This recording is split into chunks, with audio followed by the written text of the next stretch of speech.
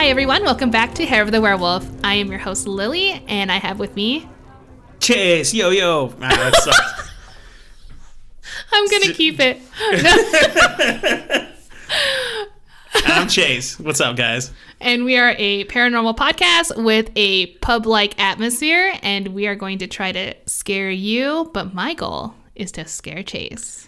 And at the end of the episode, I try to scare her back. I'm gonna scare you right back. We're gonna get revenge. And today, because we're feeling lazy, we're going hardcore with just straight up gin shots. Mostly because we have no ingredients. We're just doing gin. Yeah, it was also a rough day. So that's true. It was a rough day. We're trying to enjoy. We're starting our weekend early with the podcast. Indeed. So let's do take that. A shot right now. Yeah, okay. Let's just start this strong. Cheers to fear. Oh, Lord. Okay. Now that we're one shot down, it's time for you to start scaring me, Lily. Now, I don't know if I want to scare you versus just make you sad. So, my it's God. one If of this those. If this has, like, that poor kid in the attic again, I'm going to stop you right No, now. but no. Sort of. And for those of you who don't know what we're talking about, that's episode 1. Yeah, that it was. It was. Poor kid. No, this one is about the Overtoun Bridge. It is located in Scotland, in West... It's a very appropriate Scottish name, too. You wouldn't find that bridge in, like, Florida. No. Although, if there is one, let us know.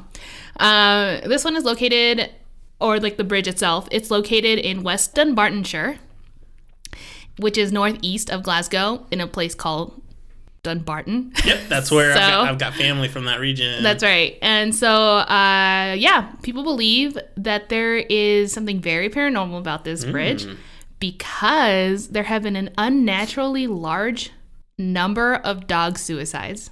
Wait, what? Right? Yeah, exactly. So let me go into it. Okay, so before we go into it, I didn't know dog suicide was a thing. Dun, dun, dun. Let alone that there were places where it was more prevalent. I know that dogs get sad and maybe they'll stop eating, but I mean, when you say bridge, I'm assuming you mean dogs are jumping off the bridge. Correct. So... Are they following their masters? Or is this by themselves? Well... Oh, we're going to get to that. I'm going to get to all of that. Okay. I will either answer your questions or it will lead us to more questions because I feel like that's what happened to me. I don't think I've ever been more sad about something so ridiculous as the concept it's of dog suicide. It's just so ridiculous. I know. Do cats kill themselves? No. Yeah, it's because they don't fucking care.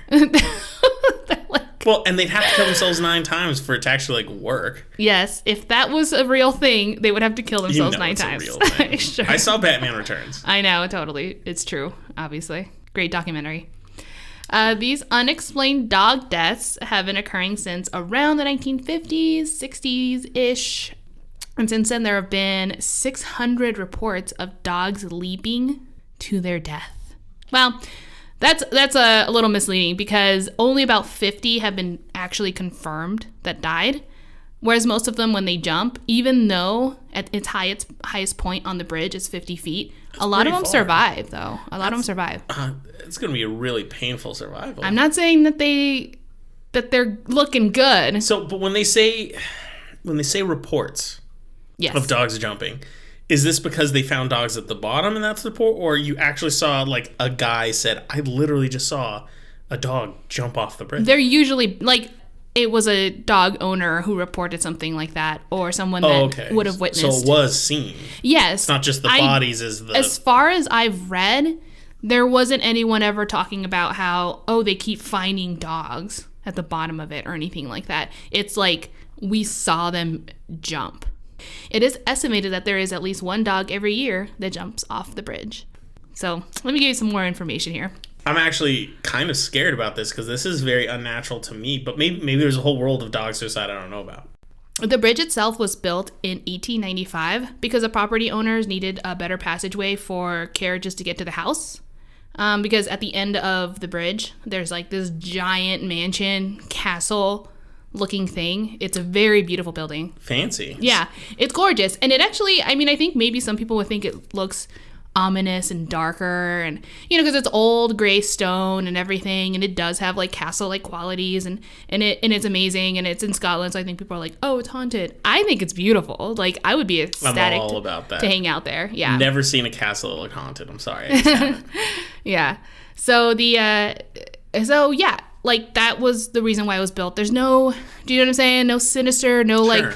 like dark history based on the bridge or anything like that. It's just a bridge. It's a pretty normal bridge. Well, yeah. I assume it's been updated because weight ratings for carriages in 1895 are a little different than, unless it's a small. Oh, no. Now it's just like people just walk. It's a pedestrian bridge. Oh, okay. Well, I think so. It looked like a pedestrian bridge now. Oh, okay. Yeah. Well, I mean, I didn't see it, so I'll take your word for it. Yeah. Yeah, so let's talk about a little bit about the dog's behavior that is on the bridge. Absolutely. So, do you know what I'm saying? Some accounts have claimed that their dogs would suddenly sit and stare into space, then slowly make their way to an area in which dogs are most likely to jump over, and then without warning, leap.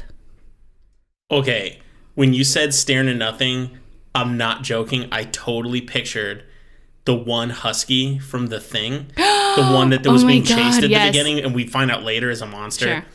No worry about spoilers. We're talking first like 10 minutes of the movie. But like when he has to go sit with the rest of the dogs and all the dogs are sleeping, and he just kind sits of there, like, and he's got this creepy dead-eyed stare. and that's kind of what a lot of people have reported. They say that their dogs get either agitated or just behave slightly different. So we're already crossing the territory where, like, even if we're trying to relate this to human suicide, a lot of these dogs seem like they were normal beforehand. We're not talking about like a super depressed dog. No, like, not at all. No, like, these are normal dogs who just weird. With owners. You know what I mean? They're not so weird. Assuming they have a happy home life like any other dog. I would hope they have in my head. I'm gonna go ahead and assume all dogs are happy because I need to believe this right now. Could you willingly buy a second dog if your first one commits suicide? You're like, I can't do this. I'd be like, what am I doing wrong? Yeah, I'd be off dogs for life. Oh man, off the dog. I can't do the dog. So some dogs that, like I said, that jump did survive. However, there have been reports that those that did survive, when returning to the bridge, they attempted to jump a second time. Oh my god. Like, they were actually being gravitating, to the exact same area that they jumped previously. It's super weird. Okay. They need to take this bridge down. Like, we need to burn it for sure. Seriously. Almost all the dogs that jumped over the bridge typically jump off from the right side and in between the final two parapets before exiting the bridge. So at that point, I would assume, unless it's like a cliff face, it's not even 50 feet there, huh? So it is, they say. Like, I don't know. Maybe it's pretty... At its highest point, that's what I read, is 50 feet. So maybe it is a little lower. That actually explains why they might have been able to survive it. So that's if it's like a valley, like a hillsides. But if it's a straight up cliff. So apparently there is a drop. Oh, okay. Do you know what I mean? And the bridge doesn't arch, exaggeratingly. So more or less, it's 50 feet. I'm also picturing huge mist whenever this happens. Like, it's at night and misty and everything's mysterious. Not like a bright sunny day and everyone's eating like McDonald's. Those are really good questions. And also, with that said, I would say that I tried looking at when they said right. I'm like, stage right? Like from the castle? Or like, what are we talking about here? Oh, that's right. Yeah, which direction you're walking. But apparently they know what they're talking about. So they said it's always from the right side, whatever that means. Other similarities that these dogs have is that the dogs are more likely to jump when the weather is clear, and the type of dogs that jump often have longer snouts. What? I know, hold on. Although this starts to make sense for one of my theories, or Are my there enough theories. dogs for that to actually be considered a statistically significant fact? Well, apparently it is. Like, these are more commonly the type of dogs, and when it occurs, it's during a clear day. So if it's a rainy day and you have a pug, you're fine. Although, to be fair, that pug ain't jumping. I would be impressed if a pug was able to jump off over that ledge, or the bridge. It's a fairly high wall for a small dog.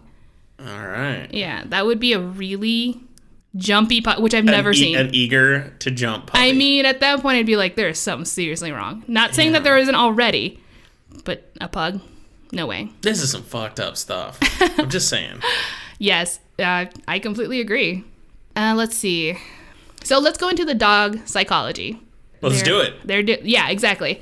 Now, dogs, like you had mentioned before, you were curious about anyway, dogs do not have the mental capacity to commit suicide. That's what I thought. I was like, It doesn't make sense to me. Exactly. In order to have suicidal thoughts, you must understand the consequences of life and death. So like the mental capacity to decide that the consequence of living outweighs the consequence of death in order to even contemplate suicide. I think they're more... that's an abstract This thought. is a super... It is. And this is a really watered down, like, just concept of suicide from a very low-level development. Sure. I mean, for humans, it's such a more complex reasoning and things like that. But to even have the capacity of suicide, you have to have this basic understanding. Well, for it to be considered suicide. Accidentally... So maybe these dogs are just accidentally killing themselves? Well, perhaps. Because it's just a different concept than what humans refer to as suicide. When you compare their mental capacity, when it comes to these types of development, they're about the range of like a 2.5-year-old of a human. And that's just kind of like I guess if we have to compare it to humans, that would be their ability to understand suicide. Sure. No more or less. Now, they're a lot smarter. They have better abilities than humans do in other regions, in other development ways. But in this capacity, they're around the 2.5 range of understanding suicide. 2.5-year-old, I should say. Anyway. I know an almost 2-year-old, and he's mostly focused on throwing a ball onto the roof and waiting for it to come down. So I totally get what you're saying. Although I did see him experiment with some rocks. And those did not come down, so he proceeded with the ball. Yeah, well, he was sad that the rocks didn't come down. So, yeah, this is about the 2-year-old brain we're talking about. He's a cute 2-year-old. Cute 2-year-old, yeah.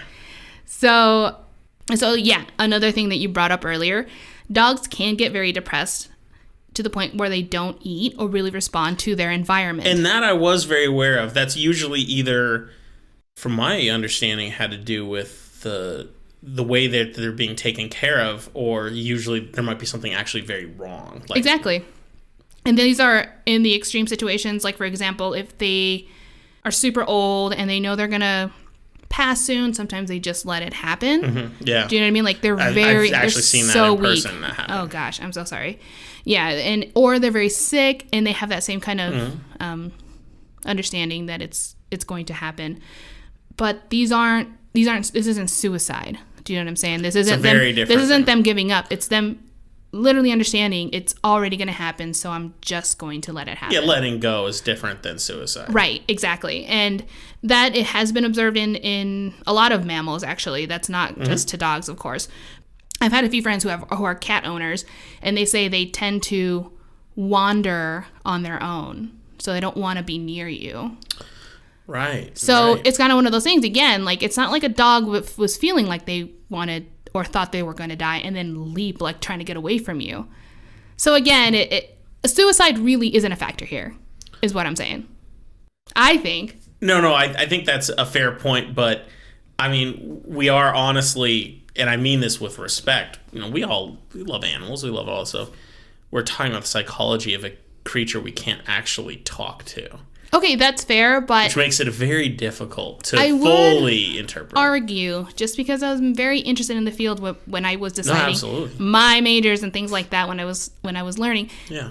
There is so much ways to comprehend not just the mental capacity of certain animals, but their behavior, and this obviously requires years, and this requires certain environments.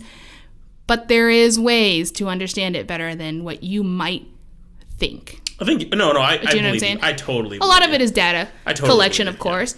And with that said, the only data that, as far as I was able to read of suicide, quote unquote, would be over this bridge. So if there was ever an anomaly, you're saying outside of very fringe, specific minutes, this is the dog suicide that is consistent. We're not talking to even contemplate the idea of suicide. So no excluding aberrations in other. Right, like if you see a dog jump at a different bridge, you're like, oh my gosh, but then you realize that is the only dog to ever jump over this bridge, and like it was because maybe he heard his owner down there, and then who knows? Do you know what I'm saying? So most other instances that someone might consider dog suicide, it appears, for the most part, to be single off or very bizarre things. This is the only consistent this is happening. Right.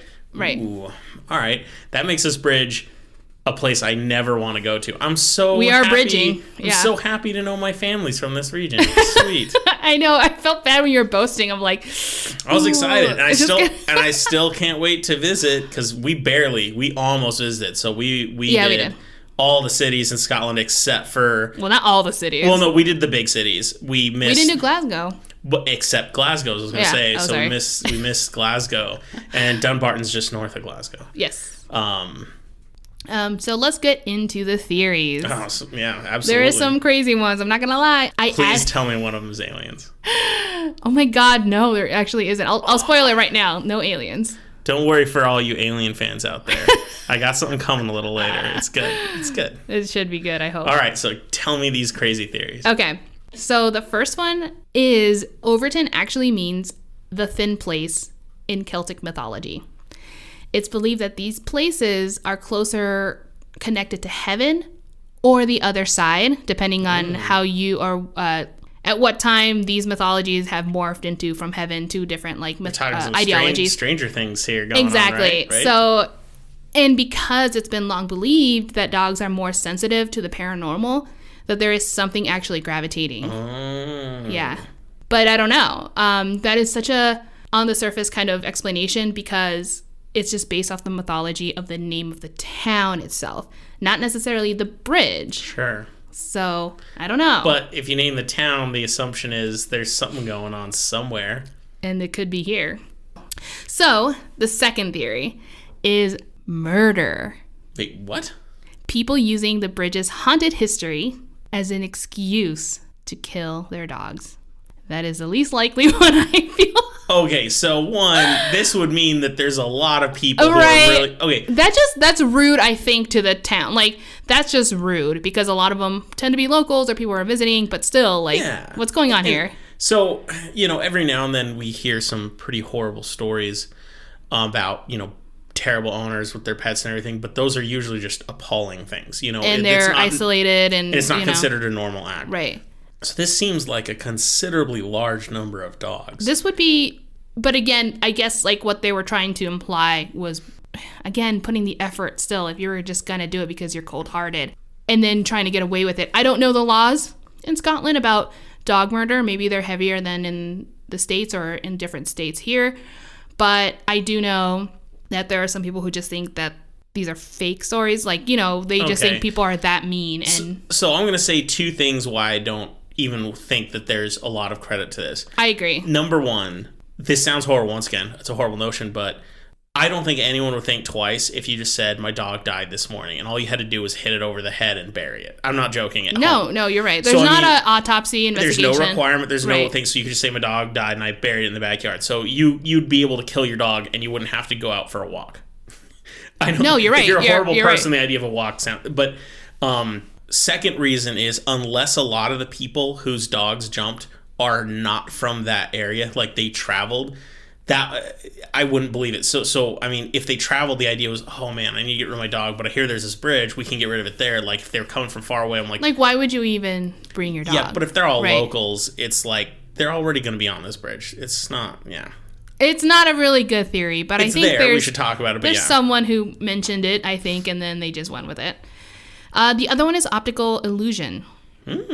So the dogs are unable to see the top of the over the ledge because it's a higher wall. They don't realize. So they didn't understand that from the level that they approached. So the last thing they saw was plains. You know what I mean? Like a field, like a more level ground. And so when they get on the bridge, they didn't even think of that. They think, oh, there's just ground on the other side of this wall, like you would normally assume, I think. But that would also assume the dog is just running off and doing his own thing. I mean, some dogs would do that, but exactly not every dog. Precisely. There's quite a large number of dogs to do that. To just leap. And not all dogs, hey, I've met a ton of dogs, and there's only a few that from the owner's accounts or just me witnessing that even attempt to jump over walls. There really isn't that many. Strange walls. They might be used to the ones around their house that they're familiar with, but a strange new wall. Yeah, they're just kind of exploring versus leaping. All right. Do you know what I mean? Okay. So the optical illusion, and again, with That said, when you actually look at the bridge, you can actually see, and there is kind of this canopy of ivy and shrubs and things like that going over the river that runs below it.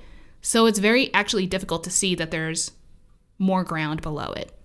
Does that make sense? So if a dog can peer over it, they're going to be like, oh, look, maybe this is the ground. Again, so we're still playing with the idea that a dog doesn't realize it's a bridge. It's high up. And just thinks he's just jumping over a wall to another level of ground. Yeah, which brings me to my next theory, the sound of water. So basically that, since there is a river and it's fairly loud, that since dogs, generally do enjoy water, they just hear the water and then jump, thinking, oh, I'm going to jump in a puddle or some sort of river that's literally right there. Oh, seems like a bit of a stretch. Yeah, also testable because you could get really good microphones from that area, record it, and play it to a dog and see how they react. But then again, it's not the best reaction because the animals react with all their senses, not just their hearing. And like we said earlier, they don't have the same abstract thought as us. So okay. Yeah, that would be kind of hard to test. Well, I mean, the fact is that no matter what recordings we get through the microphone, they're already hearing it way better than us. So there's another one. This one's a little crazy. This one's the whistling wind theory. Now, there's a wind that comes down the valley that is apparently in the direct path that runs through the middle of the bridge. Now, some believe that this could create some whispers or sounds or attractive sounds for dogs. And like then a siren call to puppies. Something going on, and then they just follow it. I like this theory. This is my favorite one so far. This one came from a psychic. Oh, you just ruined it. I hate psychics. Okay. All right, so I have to be real. Like, what's going on? I don't think they're actual whispering winds, though. I was thinking that the idea that a sound could be misconstrued or misheard or make you want to do things. Yeah, you never know. Like, you might hear distant voices. I mean, wind does carry voices. You never know what they're hearing. Yeah.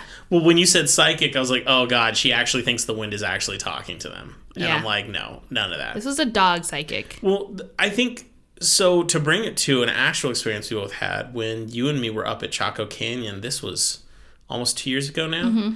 Yeah. It's in this very bizarre landmass. I mean, it is a canyon, but it sounded so different, almost eerily quiet. And it definitely gave me a level of unease. And I think that that's something to acknowledge. I loved it. I found it so peaceful. And I found it very unnerving. Yeah. And I think it's a good estimate that even with our limited hearing, and dogs have much better hearing, as you mentioned earlier, with our limited hearing, how impactful just a change in sound in nature outside can be. So maybe there's some credit to this theory that there's some sound that's freaking them out. Go psychic. I don't think it's water, though. I don't think it's water.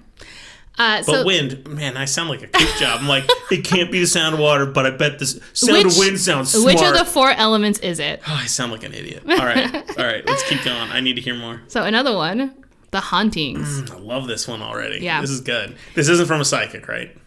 No. All right, I like it more already. But these are just interesting occurrences that happened on the bridge. So these are reports of people feeling like someone is poking or jabbing them. And these are direct, from people. So if they feel like someone is directing them or something is there, then maybe dogs do too, especially since they tend to be or believe to be more sensitive. Right. So that is one. People actually have had experiences physically. Another one is, this one's weird, but I don't know how it fits, but it was something that kept popping up. Okay. In 1994, a man named Kevin Moy believed that the birthmark on his 2-week-old son was placed there by the devil. Uh-oh. This is not a story that's boding well at all. Yep. Warning, this is not a pleasant story.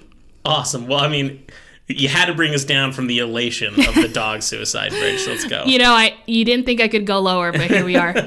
Kevin took this as a sign that he and his son were bringers of a plague, a virus that will wipe out humanity.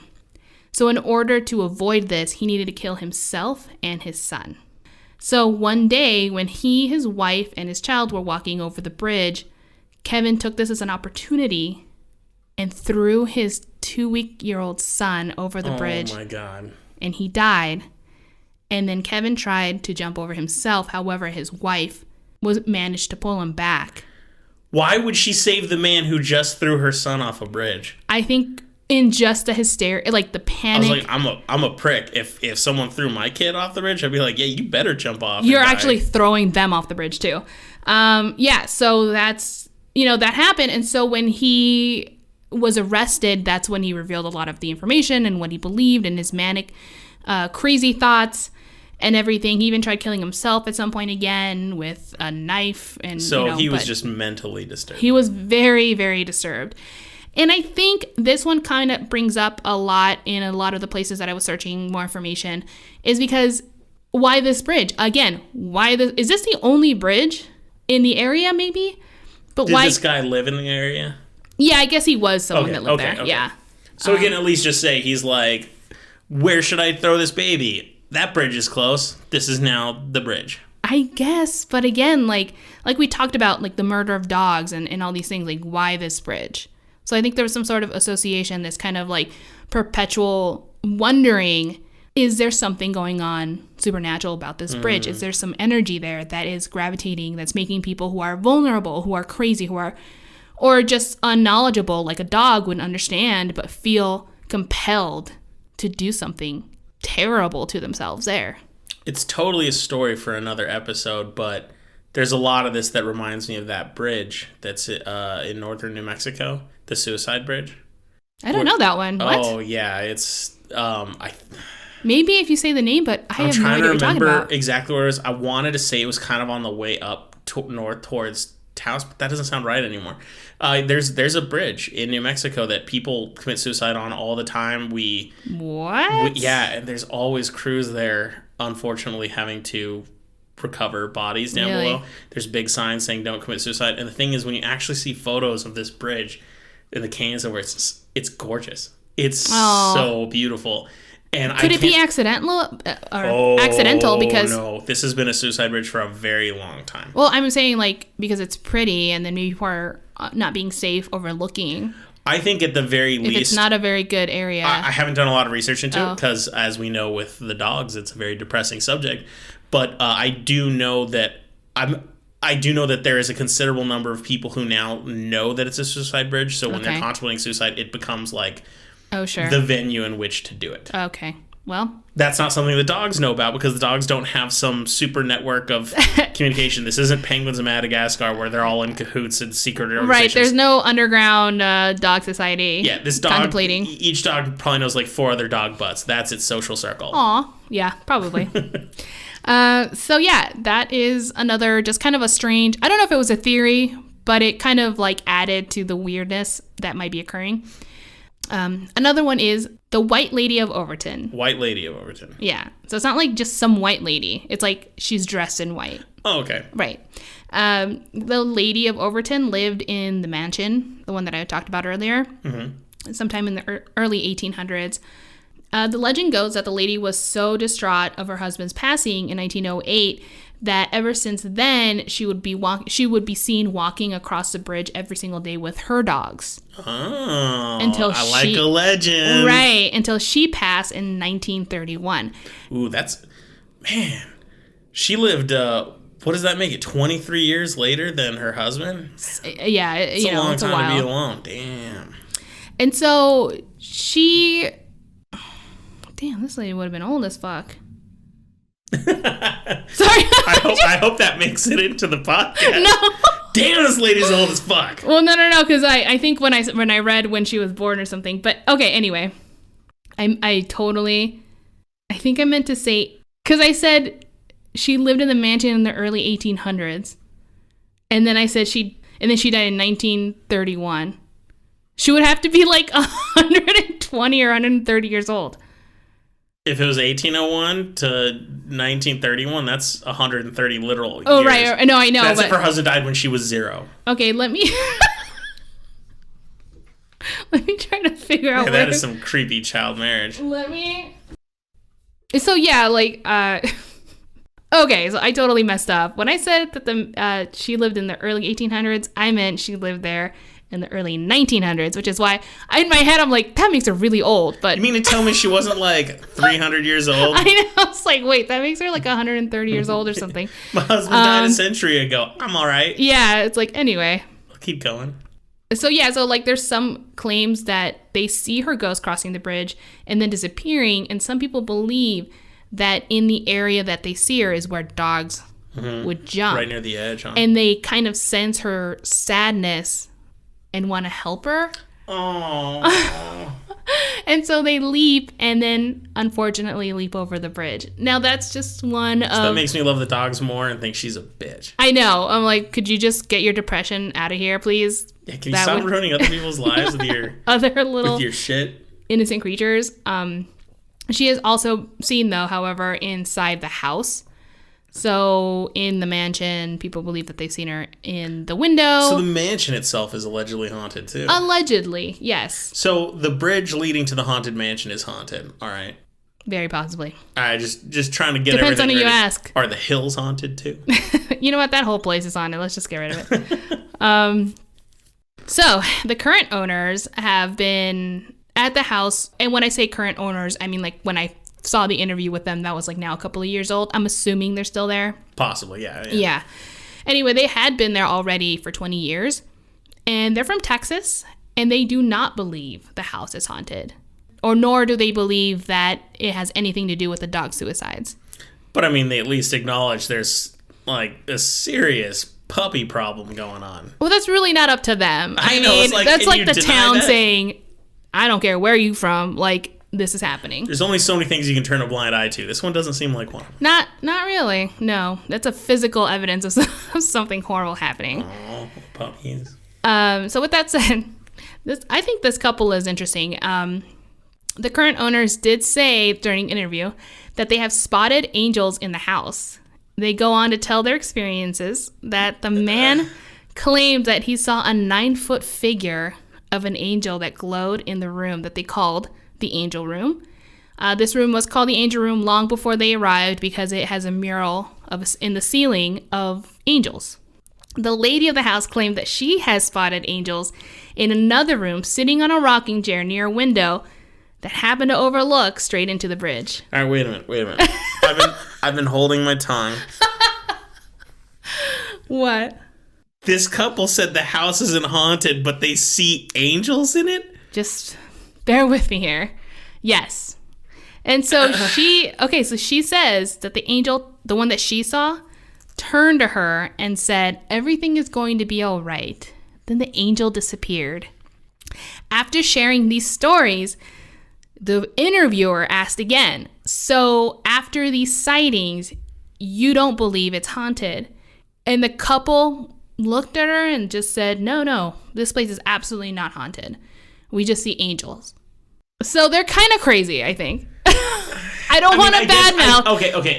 But I think maybe they're thinking it's not haunted is ghost malicious versus maybe they're very religious and believe in the heavens and the angels. Yeah, I guess a follow-up question would be, do you believe this place is blessed or something? Or right, what would be the question? Like, yeah. Okay, so they're acknowledging weird shit's happening.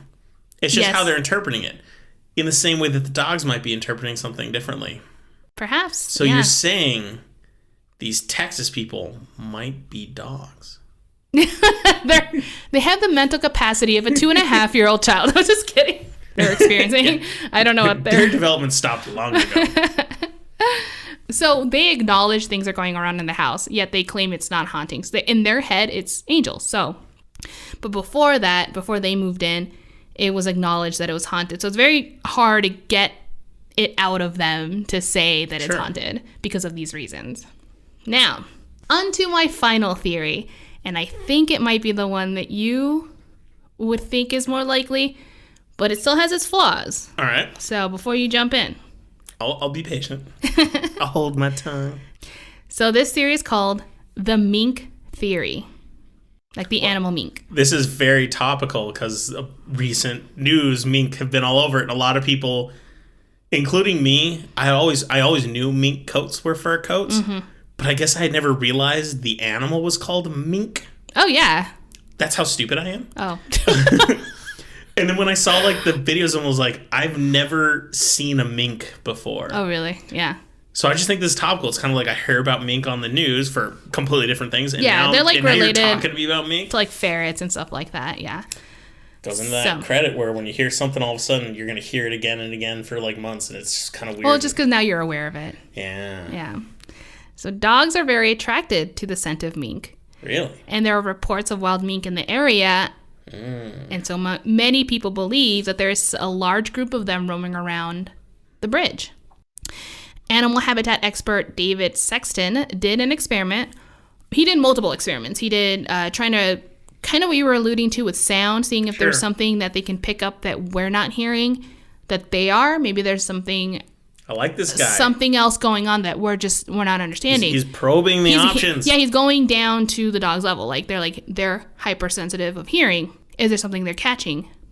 He couldn't find anything. Okay. So what he actually ended up doing is that he conducted an experiment where they placed mink's scents in random areas in an open field. And then he got 10 dogs with long snouts, because remember, that's one of the type of dogs that tended to jump over the bridge, and released them. And 7 out of the 10 dogs immediately gravitated to the area containing mink scent. Interesting. Yeah, and it is also kind of like catnip almost. A little bit. I mean, it's not like they can't get enough of it. It's just that they're more We're inclined. Not seeing like a day's like no, just shove my nose they're all just in kind this. of excited, like, oh, mink, you know. And again, I don't know if I mentioned this actually earlier, but dogs with longer snouts tend to have better sense of smell. So because bringing it back, right? So if that's a characteristic of a dog that is most likely to jump, this would actually fit into this theory. Some sort of scent that they're picking up. Now, however, there is conflicting research. Some other people have investigated the area, and they've said either one, there is no mink that they can find really in that region. But I actually disagree. I think there has been enough reports of mink sightings or, understanding that they're in the area. Because then 2, others say that although they know mink exists, there's no substantial evidence to suggest that there's more around the bridge than anywhere else. So if they're going to feel compelled to capture, you know what I'm saying? Like, why jumping over the bridge to get to the mink if it's no more or less available anywhere else? But this could tie into one of the other theories. There's something about the wind or whatnot that makes it seem like it's right there. You got the wind thing. You really like that one. I like the wind one. I don't know why. So, yeah, that is it. I like that theory. It's an interesting theory that there might be something that they're really excited about, but maybe it's a combination, like I said earlier, of like wind and smells coming together, and the dogs just like maybe what they see, it doesn't look like it's a bridge. They're getting like wind wafts of mink odor, Very and possible. They're just getting pretty excited. I feel like it's pretty good, but it doesn't explain everything, because if they were going to want to get to the mink, like they have a scent, and I guess I understand what you said, like with the wind and everything, but the visual, like everything could be just confusing to the dog right at that vantage. But sometimes, like, there have been reports where people have been on the edge or like walking along, and if they were going to smell it from there, they would just go down into the river, like, descend that way. Sure. But people have said that they've seen the dogs run to the bridge only to jump off of it. So they wouldn't have smelled it. They wouldn't have been compelled from down there. So, yeah, there's a lot of different reports from people. And these are people who are like care about their animal and say, this is what I saw. I have no idea what possessed my poor dog to jump over the bridge. And a lot of them say from not on the bridge, they ran to it, jumped again in that very specific area to the bottom of the river. So I've got 2 suggestions. I want more than anything to know what's happening here. Like, I really want to know. But until we find out what's going on, 1, higher wall on the bridge. I mean, seriously. Just some fencing. Even if it's just in the area where the dogs seem particularly inclined to jump. Yeah. And 2, Apparently, some people don't seem to believe in it. Just put a leash on. If you're going to walk across the bridge, put a leash on your dog. There is. And, well, it wasn't apparently encouraged before, but now there is a sign that says, dangerous bridge, please keep your dog on a lead. See, that's, yeah. Okay, so they have a sign. Yeah. But, I mean, if you're an owner of a dog and you know about this bridge and you walk across that bridge without your dog on a leash, you're maybe not a good owner because you don't know what's going to happen to your dog. Maybe. I mean, again, a lot of the reports, like if you go and just look at some videos or people, talking about it, you can read some articles, and they say, my dog never jumps. You know what I'm saying? Like, that's not a quality and, that kind of behavior. And they tend to be controlled. Granted, I understand you always get those owners who are like, he's usually really nice, and then he's like snarling at you, and you're like, I have no idea what's happening. Like, I'm pretty sure. I don't believe you. I don't believe you. I don't know. So that's my story. It's a very strange one because I do find it creepy. I really didn't have an answer. Well, it's bizarre. And it's still happening. You know what I'm saying? Like, there are still dogs trying to jump over that damn bridge. I don't think any of the theories worked for me, but I think it's probably a combination. But I think the one that I like the most is the sound, the wind. That maybe it's even like a kind of whistling that we can't detect that's, kind of like that dog whistle, and dogs kind of run towards the whistle. Yeah. Maybe it's creating a high-pitched thing that just the dog's like, boom, I'm out. And that guy who conducted the experiment, I don't know what the extent of it was. Sure. I'm sure if there is a documentary about it, I didn't see it. But he did mention that he tried to capture on clear days, on windy days, on whatever, different climates, I think, trying to figure out. But I think he was trying to just get a general capture of sound that occur naturally. Is there like a low the hum? I don't know. Is there something going on? Yeah. Is there something else going on here that we're not hearing, like we can't hear? Interesting. So I don't know. Maybe. So I found this one. This might be, I think, this and the hum are the two creepiest stories you've told me. Really? Because I can't explain them, but I want to investigate the fuck out of them. Yeah. These will sound pretty cool. You know what? I might actually be willing to go to this bridge if we go up there. I kind of want to see. I want to go to where they're going, and I want to see if I sense anything. But you might want to put me on a leash. I might need to put you on a leash. Just in case. I mean, I know I'm a little bit heavy, but you'll be able to pull me back. I'll just tie you around the bridge, so at least you just dangle there. Just hanging. Oh, sorry, my husband. Just jumped. It happens. It happens. Sorry. Yeah. So, dun dun dun. Sorry to depress you. Well, don't worry, because coming up soon, I've got my story, which, as far as I know, doesn't involve any death, animal or otherwise. Okay. But I need another drink, so let's take a quick break, get our drink on, and we'll be back for my section of the story. Awesome. See you in a bit. Yeah.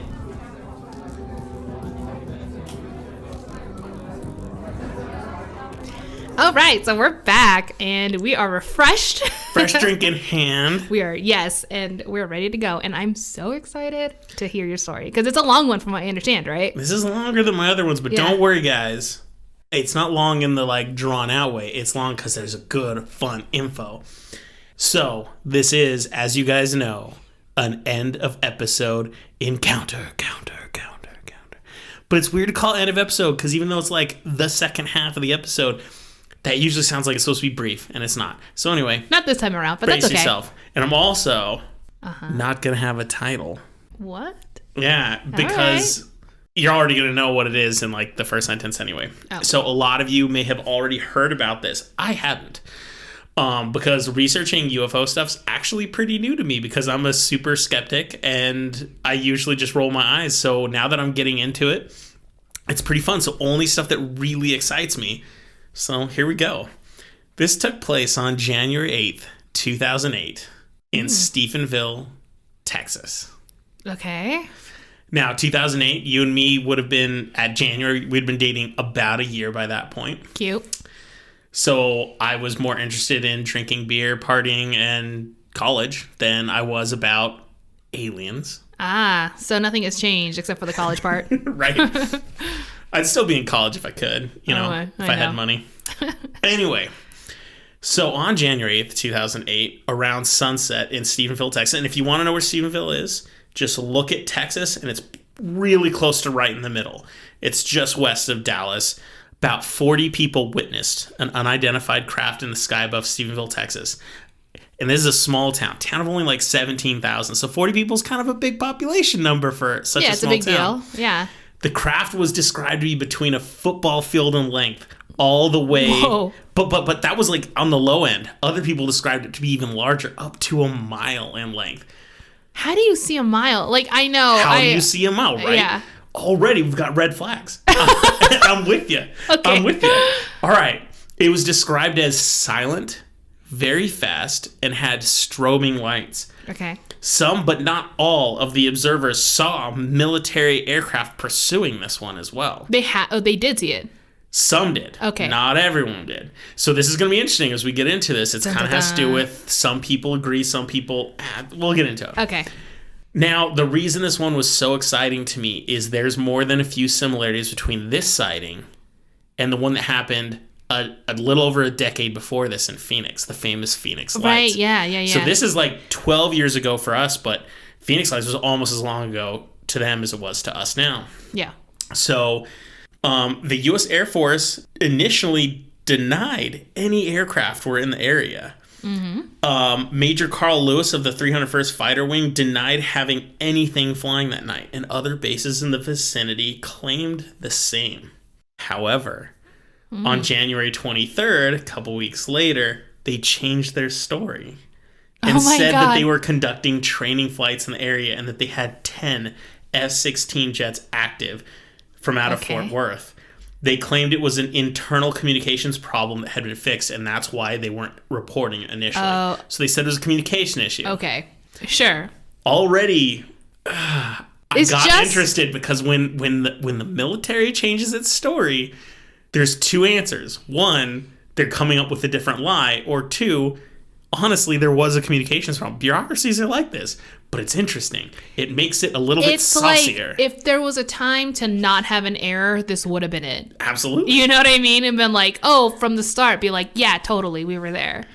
So, it should be noted that many of the witnesses were labeled as being credible and included multiple officials with decent backgrounds, of which include a pilot who was not flying at the time, and police officers and former military personnel. Okay. The pilot, a 50-year-old named Steve Allen, he's the one who got interviewed the most. He definitely seemed to be the most chatty of the Cathys.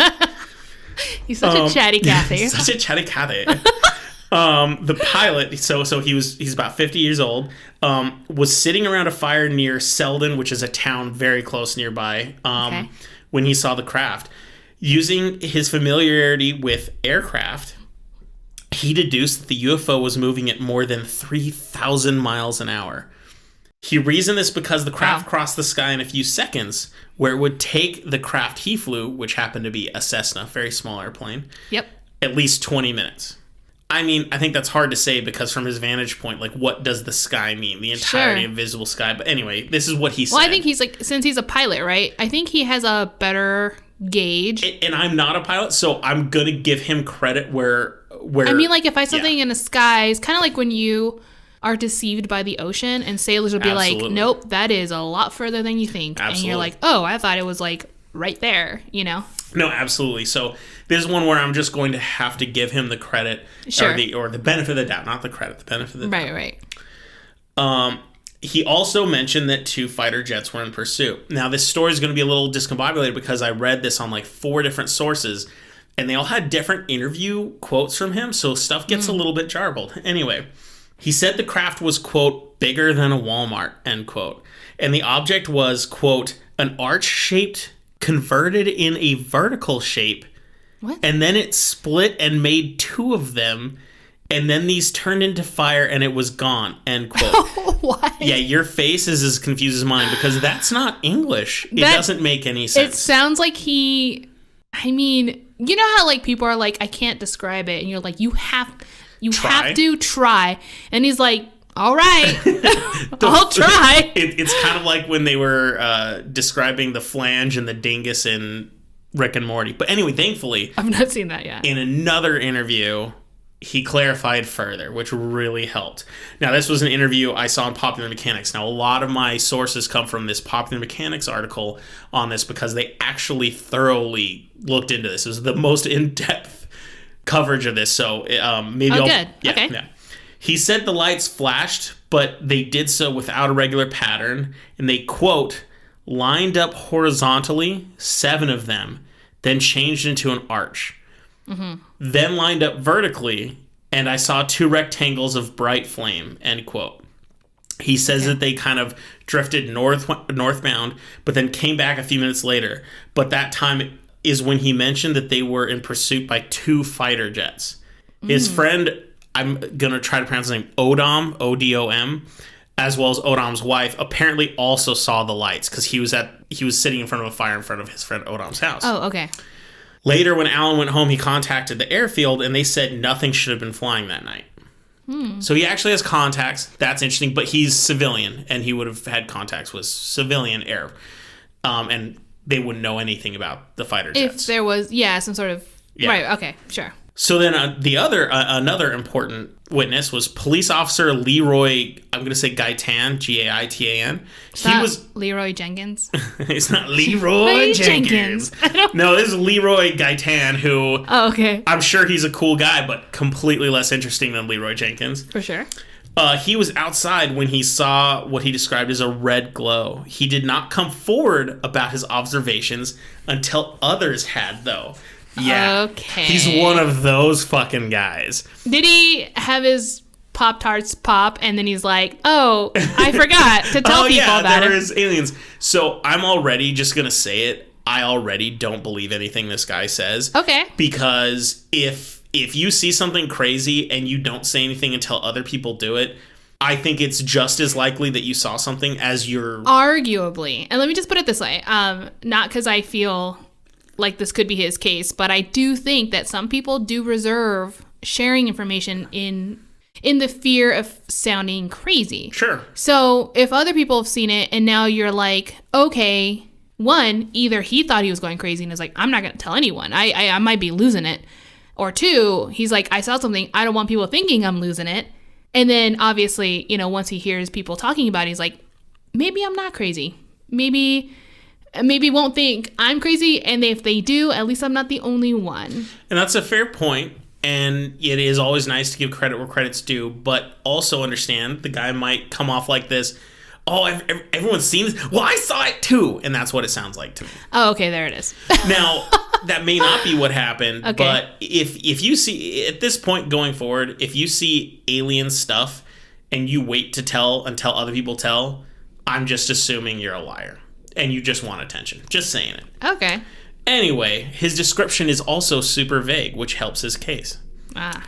Very undetailed. Good. He saw a yellow-red orb that was, quote, the color of lava in a volcano, end quote. So yellow. Sure. But his story gets weird because he says, then instead of red orbs, there were 9 or 10 flashing lights, maybe 3,000 feet in the air. But I want to stop for a second. He said 3,000 feet in the air. So the last guy said 3,000 feet in the air. Sure. And this guy said... So that guy was a pilot. I'm giving him the credit. It's like, oh, you probably know what 3,000 feet is. Yeah. 3,000 is a very specific number. For you to assess yourself. You and me, if I were supposed to gauge what something 3,000 feet... You tell me how high a cloud is, I'm like, I don't know, high. Yeah, once we get above 50 feet, I'm like... If someone says, how tall is that building? I'd be like, that's fucking tall. I guess that's a really good interesting thing, because I would say that my perception of height is very based on the highest buildings I've seen. Exactly. And then above that, I'm like, ooh, it's getting a little hard because I don't know how big that item is, like a plane or something, Like, I'm like, oh, I don't know. So this guy's claiming 3,000 feet. Well, the last guy claimed 3,000 feet. This is sounding more like he heard the stories and he's regurgitating. Right. Once again, guy might be full of crap. So, he said that it hovered for a few minutes and then shot off at incredible speeds. I wrote speeds. So maybe that was supposed to imply it was super fast. Speeds. All right, so that's enough of this guy. So we can take that with a grain of salt. Sure. Then I love how you're so reluctant to tell people's stories when you're just so over it. Because when I tell my crazy theories in my stories, I'm like, I'm going to present this like it's valid, and you're just like, this guy's insane. Anyway, let's move on. Then we have James Huse, Huse. He's a former Air Force navigation specialist. He apparently also saw the craft. Okay. He claims to have seen 2 red orbs in the sky. He claims they were 2,000 feet in the air. Different. Okay. But once again, this guy has a little bit of credit. And he went with a different number, which I liked. The variety actually makes it's like when you're copying someone's homework and you're like, well, I can't be exactly the same. Yeah, I have to get a couple wrong or else teacher's going to know. Right. He said it was about a half mile from his position. However, he said the object was only moving at maybe 60 miles per hour. Okay. That's really slow. But he did acknowledge it was silent. So that was something that was in agreement. There isn't a single case where someone said it wasn't silent. That was at least brought forth. Cool. Yeah. Okay. I like that was similar. Yeah. Okay. Then there was another witness who said that it was moving so fast he couldn't follow his binoculars. It's super simple. We can take that with a grain of salt as well because there isn't much more information there. Okay. After all these sightings, a whole bunch of news crews showed up for the incident. Like, within the next couple days, the whole town became a circus. Kind of like you see in movies. I know. Apparently, there were news crews everywhere, and the town was not happy about this. They were very unhappy about this. So this was a big deal, and a lot of the people in town were very upset, and this apparently led to anger between the people who saw things and the people who didn't, that they thought it was just a media circus that was fake, blah, blah, blah. Sure. Well, we have Emil Steiner, who writes for the Washington Post, but he also posts on a UFO blog called the UFO Chronicles. On February 12th, which is about a month later, he posted a very interesting story that makes this a little bit more interesting. Apparently, Angelia, yeah, I'm going to go with that. Angelia Joyner, who's a reporter who was the first to write about the sightings, was fired from her post at the Empire Tribune. She claimed she was told to stop writing about the sightings because people of influence in the community were embarrassed by all the media attention that brought to the area, and she didn't, so they fired her. That's already an interesting thing. So, yes, I actually do believe people of influence don't want the media there anymore, just like I said, but getting fired because you want to write about credible reports that people have seen things. Not necessarily writing that aliens exist, but writing actual people's interviews and reports of seeing stuff. She got fired. Okay, but like also, I guess it's not that I'm not thinking this is possible or like that it's weird, but sometimes like if someone told me to stop doing something at my job and then I didn't, I think they would probably fire me too. I'm with you. I don't think you're wrong to say that. Whether or not, because you know how like if especially in a newsroom they're like, no, there's other things to cover. We're done with this. You're obsessed. You don't know how her behavior was either. You're right. Granted, I'm not trying to take away from it, but at the same time, it's sounding more like she just kept doing something they told her not to. She was possibly obsessed.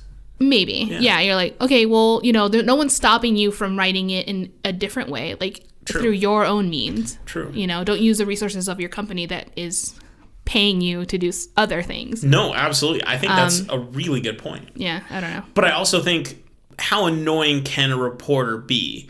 So, what I'm picturing 1950s like, let's get some news here. See, he's licking his pencil and opening his pad. But what I mean is, as long as she wasn't avoiding the stories that the newspaper wanted to make sure she was covering, which would have been a fireable offense for sure. But like, if she just wants to do research on this, why would they fire her? But maybe it's because it's the only thing she was writing. So you're right. I don't have any way to judge her character. Yeah, but I think it's interesting. A reporter did get fired. That's true. So it does sound like there was pressure. Like this whole cover-up idea. Yeah. I hate the idea of a cover-up, but this is interesting. All right. So, and then we've got Rick Sorrells. Okay. Sorrells. I just want to make sure the names are right, because if you guys want to look them up online, they deserve to have their quotes names, and everything understood correctly, just in case I accidentally mess something up. He saw the objects while hunting in the woods. He mentioned that in the time since he had seen them, military helicopters have been flying low overhead his place. His place? And that he is getting strange phone calls. But then, apparently, a man came to his door and threatened him, stared him down, warned him that they had more guns than him, and then walked off into the woods. Awesome. I'm just going to say this guy's crazy. This is apparent. These are paranoid. No, sure. I mean, if a military guy came up to me and said, I have more guns than you, and I'm like, I know. I'm fairly certain you do. But it seems like that would be a threat for this guy. Like, he tried to intimidate telling me he has more guns, and he probably does have a lot. Yeah, I don't doubt that, but this guy might not have been military. He could have been a guy even just wearing camo. He might not even been wearing camo. For sure. But two, but why? He's picturing like he probably did hear helicopters, but he's assuming they're flying close over his house. Yeah, it's getting a little paranoid. And then he's getting weird phone calls, which might have been from people telling him to shut up. He sounds like the crazy person. He honestly sounds like the tinfoil hat guy of this story. Sure. And he seems like the least credible witness. But he seems crazy. When I hear this, I'm like, I'm not too interested in your story because you sound like... I want to know more about these phone calls, though. I do, too. Are they sexy? Are they heavy in breath? The aliens are talking to him about like what they're going to do when they abduct him. You awake? What you doing? You up, yo? Could you wear the see-through camo next time? I know. Anyway... I just wrote in my notes, he's crazy. Cool. Because I'm a nice guy, apparently. Yeah. Remind yourself, he's crazy. I'd also like to point out one last thing that was very funny, is before the Air Force reversed their notion that there were planes in the area, they said there weren't, and then they were, they put out an absurd claim. Awesome. They said that people must have been seeing reflections from commercial airliners. Reflections? Like shadows? Or like some sort of reflection. Like, I don't know about you, but whenever I see jet airliners, they're not close enough that I can see reflections. No. So their notion was that maybe people were seeing reflections of commercial airliners up sky. Now, I just want to point out that this is a very weird thing for the government to claim, especially considering that not long after they fully admitted that they had to acknowledge that there were 10 fighter jets in the area. It was such a bogus thing to say. I'm not sure if it was like a default response that they're told to say, like, just say this when people claim UFOs just to get them off our back. Or maybe there is something slightly to hide there. I mean, 10 fighter jets doing an operation at night, maybe that's a complicated thing going on there. All right.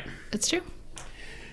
So now we're going to get to my favorite part of the story. So what makes this even more tantalizingly interesting to me is that this event, this sighting, was investigated by the Mutual UFO Network. Nice. So I want to talk about the Mutual UFO Network.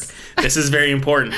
So the Mutual UFO Network, which gets abbreviated as MUFON, and I've heard people online pronounce it the MUFON, but I want to call them Muffin because it sounds funnier. Aw. So from now on, they're the Muffin Network. The Muffin.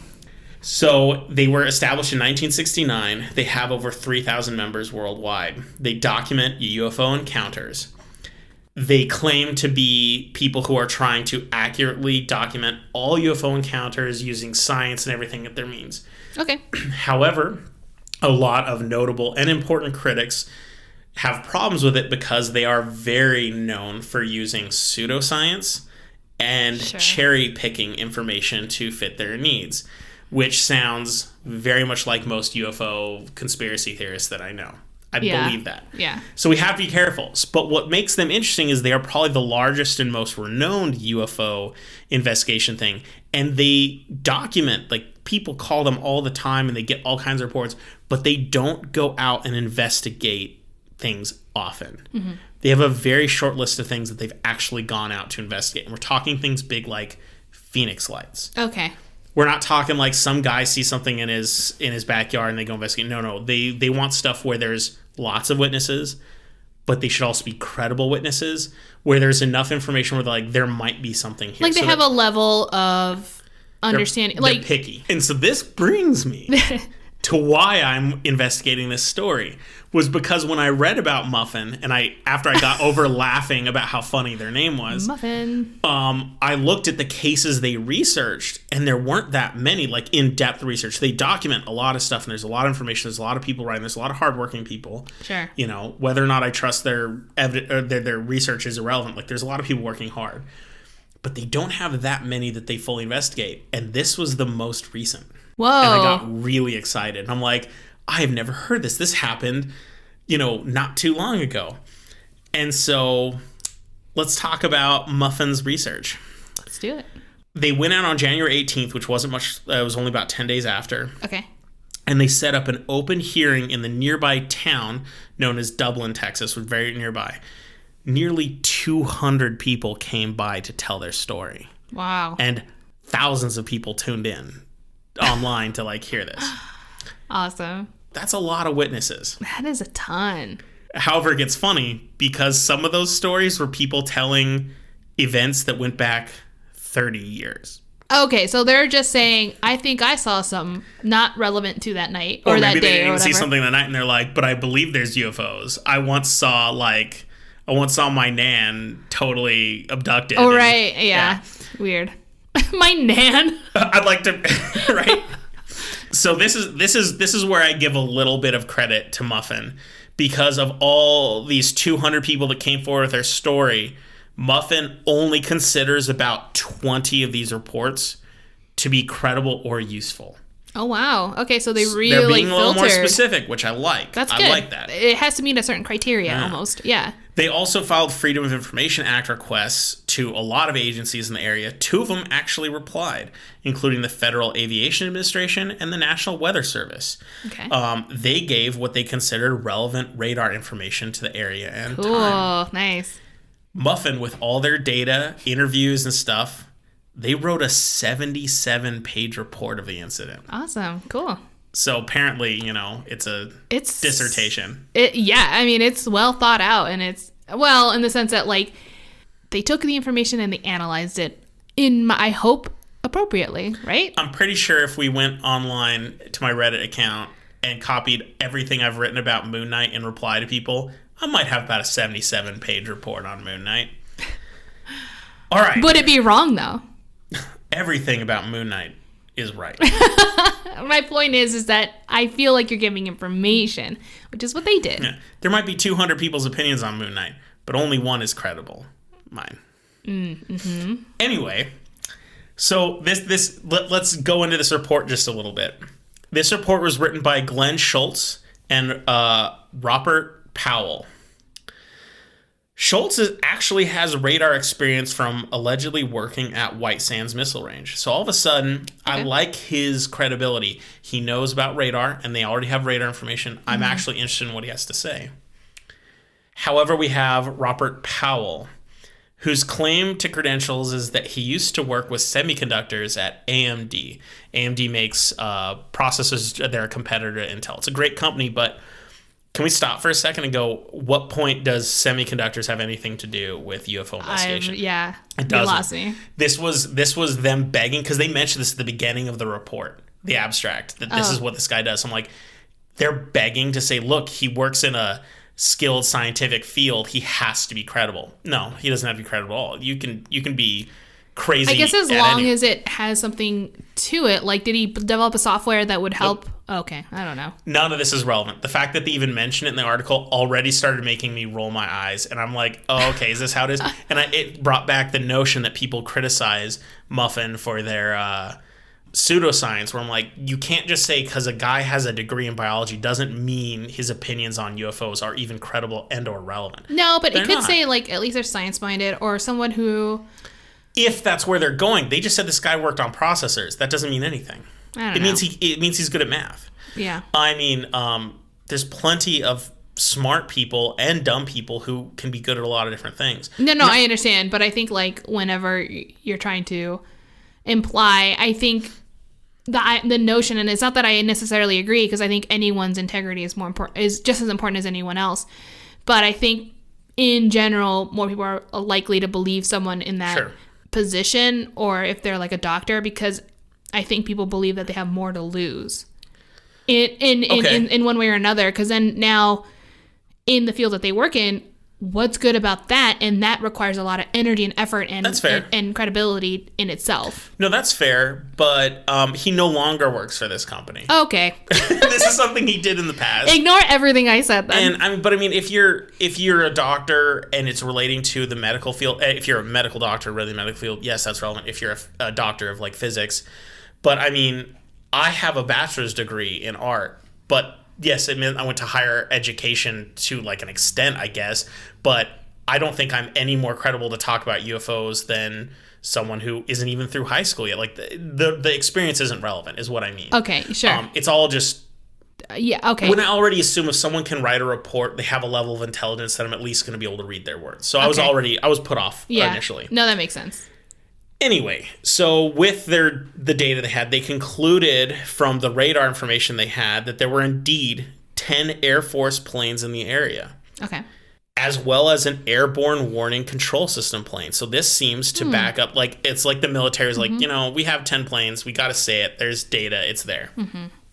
However, the radar also detected another object that wasn't putting out identification signals. It is unidentified. It was shown to travel at variable speeds. Okay. Often slow, less than 60 miles an hour. But sometimes very fast. Now, I got two different numbers. The abstract on the Muffin report said as fast as 2,000 miles an hour. Jeez, okay. However, the Popular Mechanics article that seemed to have thoroughly read the report, I didn't have the full report because I didn't want to create a membership or anything like that. Their data suggested 523 miles per hour. That's still very fast. That's still fast, but I mean, not as fast as 2,000, but... But here's the thing. This object was on the radar for over an hour. Oh my... Okay, that's awesome. It is awesome, right? Yay. All right. Now, there's a few more things before we start going into analyzing this. In the fall, so this happened in January, in the fall, some more sightings occurred. In that same year? Same year. Okay. The objects and lights that were seen were described in a very similar manner. Arcs and such. Arcs thing, like, are they... Okay, so are they solid arcs or are things moving in arc It's supposed to be lights in an arc shape. Oh, okay. As the I think pilot, you probably said that. I just wanted to make sure. I think his name was Alan, said earlier. Yeah. So Peggy Delaverne, I would assume, Delavergne, on November 18th, so that's exactly how long after, she saw lights while taking her children back home from a basketball game. She saw the same two bright lights followed by the same string of lights that everyone else saw. Okay. All right. So that's enough that's at least the sightings I'm going to cover, the first-hand accounts that I'm going to cover. So we should talk about this with what information we have. So what is interesting about this? Why am I excited by this? Number one, there were just so many people who saw it. I always love that. The more people who see something, the more excited I am. So we can guarantee by how many people, up to 200 people had something to say, but at least 40 people saw something. There was something to see. Mm-hmm. What there was, who knows? But this wasn't like one guy saw something and no one corroborated. Something happened in the sky, period. Yeah. That happened. Okay. Another interesting thing, the military changed its mind. I love that part. That was exciting. It was almost, I still believe that there was a bureaucratic issue where there was communication error that I'm betting some people said, if people report stuff, you have to say military action didn't happen. But I still believe that there was something going on. An atypical military event was happening. Yeah. So no matter what, everyone agreed that there were fighter jets. Not everyone, but a lot of people said there were fighter jets. So we know fighter jets were present. The military had some involvement, period, no matter what. And they had to change their mind and officially say. That makes it exciting. The other thing that makes it exciting is that it was silent. I love that. Now, none of the interviews, and this is one of the first things I would have asked to all these people as they said it was silent, is could you hear the jet fighters? Because here, when our jet fighters are really high up, you can't really hear them. On a crisp, super cold day, where, you don't hear traffic or anything, you might hear a rumble, but barely. So if you couldn't hear this and you couldn't hear the jet fighters, this could have been really far away. Yeah. Which Some people said 3,000 feet. That would make it even larger. Make it even exactly. What is it? Larger. This is the size of a planet. What's going on? But also, let's be fair. If something's that far away, what you're seeing does get weird. That's true. And you're not quite sure what you're seeing, which could bring into the credibility of 10 aircraft being up there, maneuvers and everything might look weird. Who knows? We don't know what they're doing up there. All right. Other thing that made this interesting is that I wrote on my notes, muffin time. And what I mean is muffin got involved. That excites me. Okay, When a bunch of people who are totally all about UFOs, but they're very picky about what they spend time researching, when they take the minute to do it. And all the energy, resources, getting different people to jump on board. Yeah, that would be... I get excited. Yeah, that's awesome. And the last thing I find super interesting is the radar data. The radar data, I think that would things happened. To be honest, that's the one I got the most excited initially. Well, aside from the multiple sightings, but when you told me that, because these people are just gathering data as, Absolutely. Business as usual. They're capturing what they see in the sky, and they saw this. Absolutely. That's amazing. So now we should talk about criticisms. Definitely. Things that we need to discuss. It is a small town. Now, before you think that's me being a jerk, because I know you'd be like, small town. No, I don't mean it like that at all. I love small towns. No, when it's a small town and you don't regularly have massive amounts of commercial flights and flights regularly going over the city, it does mean when something is less regular, when it does happen, it's going to be more noticed. Mm-hmm. So let's just say this was a 100% military operation. There was no UFOs, nothing like that. If we just assume that, we should give credit to the idea that there could be a lot of people who aren't normally seeing this. They see something, it does look different. I've not seen complicated aerial maneuvers and test flights or anything. I've never seen that. Or if I have, I didn't know I was seeing that. So I don't know what it would look like. And we should give at least a little bit of credibility to the idea that maybe this was a 100% military operation and what people were seeing looked weird, but they don't know what it was. Sure. All right. 2, a lot of the stories were, this is going to sound like the weirdest complaint, but the stories were very similar. And you'd think if people saw this, so we had one guy who was in the neighboring town and he saw one guy was actually in the town. Yeah. And you see all these different stories. The stories shouldn't be that similar because perspective alone is just different enough. Yeah, exactly. That since there were so many similarities, including those the cop and the pilot both saying 3,000 feet, really weirds me out that how much of this story is you're repeating what you've heard because you're like, man, it was high up. I don't know how high up it was, but this guy said... How close were these towns, though? Were they... Very close. These are all very close towns. I mean, if it's something that especially if someone's moving that fast, it could very easily be the same perspective at some point. Yeah. If you were going to you're like, wow, when it was finally above me or when it was the closest to me, this is what it was. Yeah. Otherwise, people would just be like, oh, yeah, at some point I saw it was small and it was nothing. I don't know. Well, but what I mean is, like, if we take the cop and the pilot, and the cop's like, oh, yeah, 3,000 feet, and I'm like, when most people be like, it was high up there, I don't know how tall it was, but he says 3,000 feet, but he only tells people after other people telling their story. How much of these stories are people, what they heard, they're trying to make sure that they don't get dismissed as being crazy. And that's just anyone, anywhere. No, exactly. It's a very reasonable human thing to do. And I honestly don't think it's even malicious or even on purpose. Like, I think some people just hear facts and they're like, it's feeding their flame of what they already had, and then it's just amplifying it, and maybe without even knowing it, their memory is not shifting or changing, but becoming more colorful. And reinforce it with new information. No, exactly. Yeah. And you might, I don't know. It's kind of like when you tell a lie, you don't remember it was a lie or what part of the lie. I don't know, when you're a little kid. Well, I 100% agree with you. Yeah. But it does mean that I think that a lot of these witnesses aren't credible, which is why I was so happy when the Muffin Men, when they narrowed down all the information into just like 20 credible or useful interviews. I at least like that they seem to be being a lot more specific too, which I enjoyed. Yeah. So I think that it's important to recognize that plenty of these people are going to be people wanting attention. Plenty of these people saw something, but they don't know what it is. They're nervous. They don't have a whole lot of information. They were drunk. They were high. They barely saw it. They didn't think about it. And there's a whole lot going there. So another thing that's really important is people did actually see fighter jets. Yeah. People who saw something they couldn't understand, but then they actually said, I saw legitimate fighter jets. They were able to distinguish the difference. Well, but for sure. But they did see fighter jets. Yeah. Meaning, even though the military changed their mind on some things, there were fighter jets out there. The military said there were fighter jets were seen. If we just for a minute assume that there's no aliens, this could have been 100% a military operation. And it could have been something people hadn't seen before, but it doesn't, and I'm going to get back to this, doesn't necessarily mean it was an alien thing. But see, here's the thing. I feel like that gives it more credit that it is. Because they denied it, and they said that they were there, and no one believed them. But if it's a top secret operation, they have to try to keep it in cahoots. And we're going to get to this. Sure. I have more to talk about. Oh, okay. But just real quick then. Sure. Absolutely. I would be so upset if no one believed me. But saying that, I'd be like, yeah, I know the difference. I'm not this, like, small town, ignorant, whatever you're trying to paint over me, that I wouldn't understand the difference. Just because something doesn't always happen doesn't mean I don't understand what it could be. True. That's fair.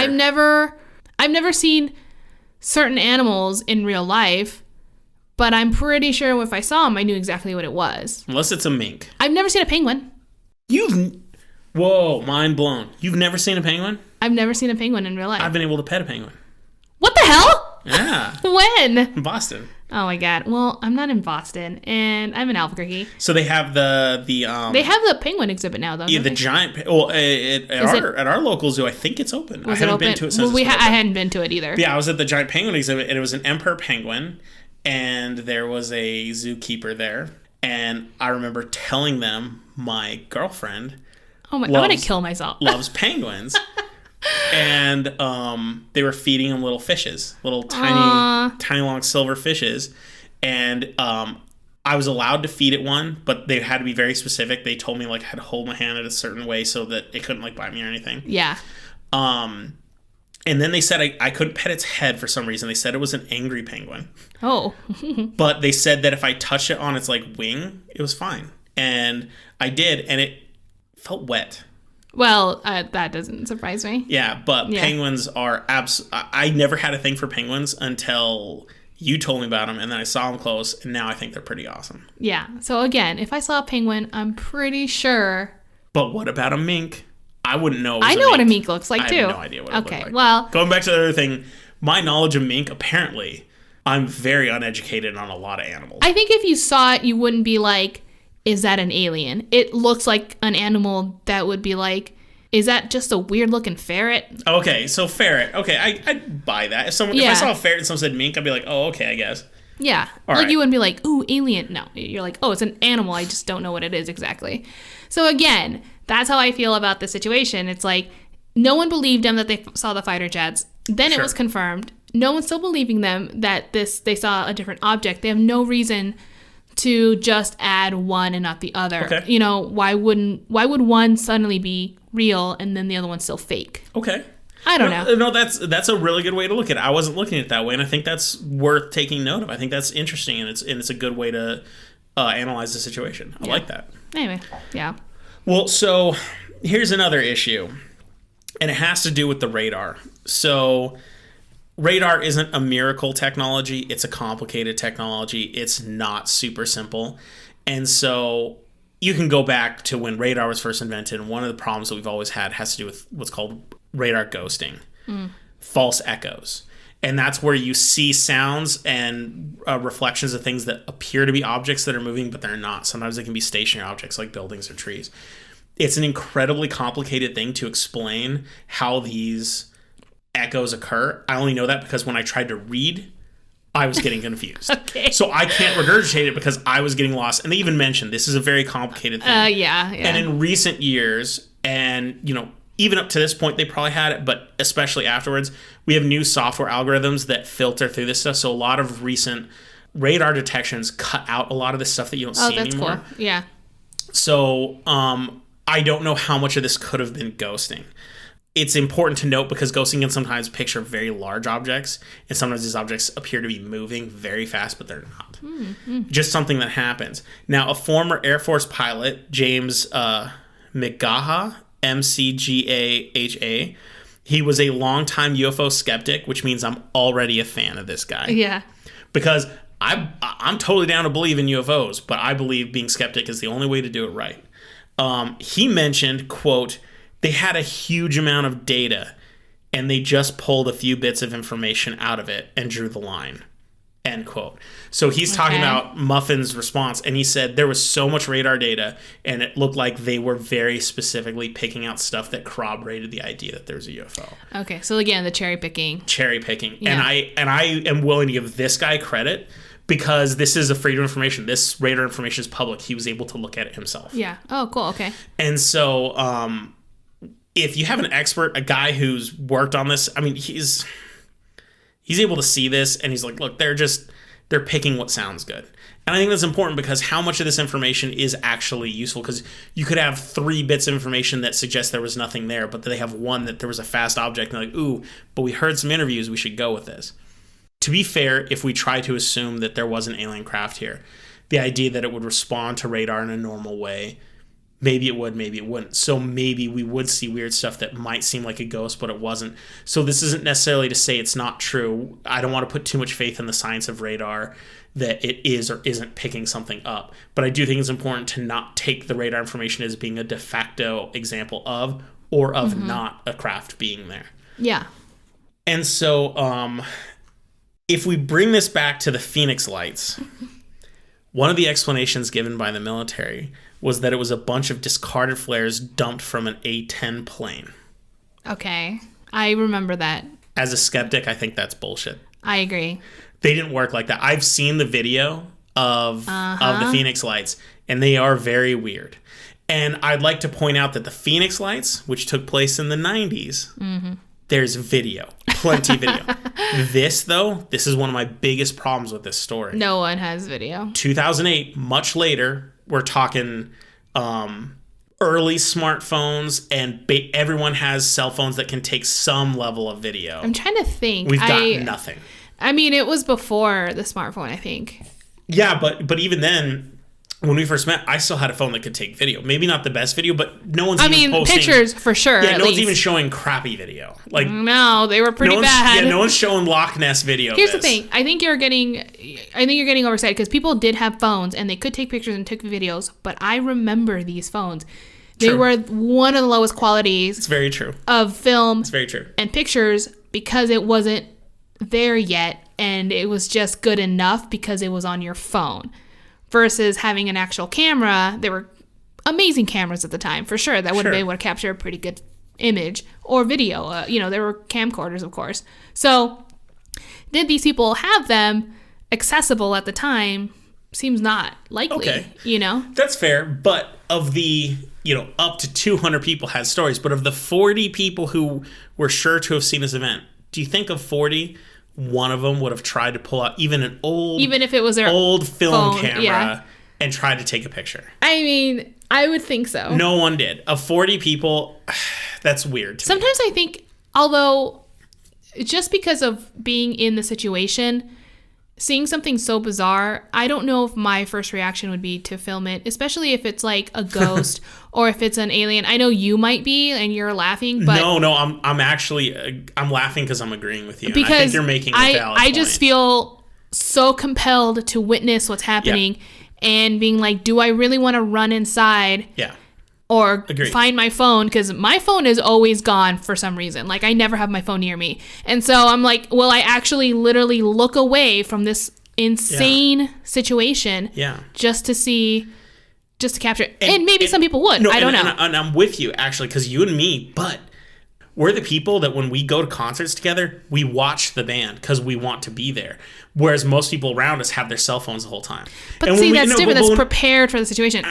No. But let's. I just know so many people who, and I know now it's a smartphone. I think now it'd be a lot easier for sure. No, but now it's a smartphone mentality. But I think there's so many people that it's half of their story is I want people to believe me. Okay, that's fair. This was 2008 though. Yeah. Okay. So that's my only problem. I mean, I think most people have their phone on them all the time. And I guess, if I was outside, very likely I had it with me, especially if I was driving or something. I'd be like, wow, I can grab my phone in 2 seconds, press a button, and it's recording now, but not in 2008. Okay. Well, I'm going to end this with Chase's theory, as I I love tend it. to always. Okay, cool. Yeah. All right. So my theory is there was something going on with the military. Something abnormal, something that was meant to be secret.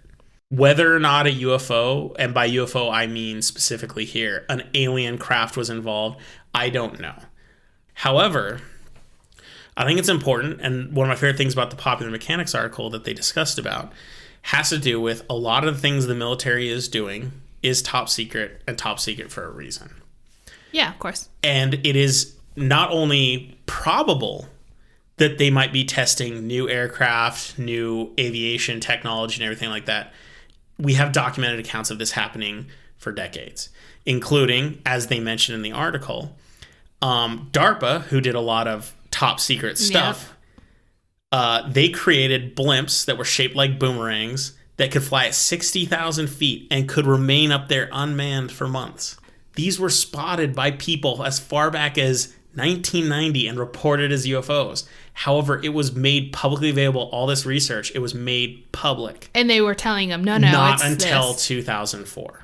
Oh, okay. And this stuff's there. You can read about this stuff. It's very interesting. I'm actually really excited. I'm betting this might lead into one of my future stories I'm going to talk about. I thought they were being transparent about it. No. At the time, they weren't. But they were in 2004. So my theory is that there was military operations going on. It was top secret, hence why the military had a fake story and had to reiterate because they realized there was so much attention they were not expecting. Fair. Okay. And was there possible aircraft being tested that was bizarre? Yes. Mm-hmm. Was it a mile long and going a billion miles an hour like people said? I highly doubt it. Sure. But I do believe it was weird, which would explain why you're seeing weird stuff on radar, why the military was so coy about it, why people saw things that they haven't seen before. So I think it's unlikely that they were aliens, but I'm open to the idea because it's an exciting tingle to think about. But I do believe that there was some covert military stuff going on. And I'd like to think it's that they're creating cool technology to better man and protect us than it is two jets futilely chasing an alien football field across the sky. Yeah. But okay. That's my story. Possible aliens. Yay. I believe it's probably not, but I do believe there's some secret shit going on. I love it. And that is the end of episode Encounter. I went on a little farther. Because it was extra encountery. Extra encountery. Oh, that was a good story. I loved it. That was creepy again because unlike the other one actually had footage, but this one had so many eyewitnesses. Unfootaged, but lots of witnesses. But witnesses, so it's like you can't have both apparently, except for the Phoenix Lights. Which is why that remains probably the most exciting UFO evidence I've ever seen. I am obsessed with that. I've read so much. And I hope you cover it just because I think it's important, and I always love re-listening to that crazy event. And full warning, when you read about it, you want to read reports and interviews. Don't watch any movie dramatizations of the event. They're all terrible. I've only seen one and can confirm it was awful. And we saw in theaters too because we were excited. So I don't think I've ever been more depressed leaving a theater. One of our friends actually fell asleep in the theater. I don't think I've ever been more depressed leaving a theater than I was at that movie. I think I was just mad at not even the money I spent, but the time was more valuable. Yeah. Absolutely. It's all right. So hooray, 2 stories. I thought mine was going to be a lot shorter, but when I looked at the time on the stamp here recording, I'm like, wow, it was a lot longer than I thought. And then I knew yours was long. So hopefully we can make this work. Make it less than 2 hours. Yeah. So that's what we have for you today. Dog suicide and UFO sightings over Texas. So the same. They belong together like nothing. Like butter and Marmite. Butter and Marmite go really well together. I was going to say ice cream and Marmite. I feel like people would like that too. Because everyone butters bread before Marmite. I'm the only one who doesn't. Oh, really? I was trying to find something gross with it, and I just don't like Marmite. No, but it tastes better with butter, but that's why I put Marmite on tortillas instead, because they're buttery by nature, and it works perfectly. Oh, I guess that makes sense. Then... ice cream and Marmite. Ice cream and Marmite, Gummy bears and toothpaste. Oh my god, that's disgusting. Yeah, right? Orange juice and toothpaste. Oh, the ultimate evil. Yeah, exactly. Well, thanks for joining us tonight, guys. Yeah, I hope you had fun, and I hope you got at least creeped out, and I hope I didn't depress you too much, but I think it was a good time. So keep your dogs on a leash, make them know they're loved, and keep your camera on hand. And keep your camera handy. And with that, I say, the best cure for a hangover is fear. Bye. See you later, guys.